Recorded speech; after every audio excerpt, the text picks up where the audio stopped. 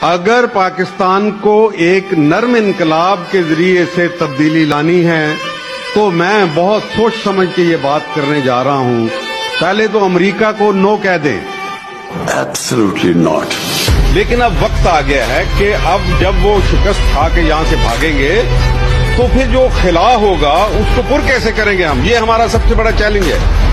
اس کے لیے پہلی بات یہ ہے اندرونی اتحاد اور بیرونی مداخلت کے خلاف جہاد. اور بیرونی مداخلت یہ ہے اس کے بہت سی جہتیں ہیں, بہت سی شکلیں ہیں. ایک جو بہت ہی واضح شکل ہے یہ کہ بیرونی مداخلت دراصل ہمارے اوپر اپنے کٹ پتلی حکمران مسلط کرتی ہے.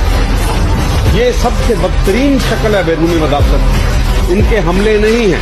آپ کو خوشحالی چاہیے, امن لائیے. امن لانے کے لیے ضروری ہے انصاف لائیے. یہ چولی دامن کا ساتھ ہے.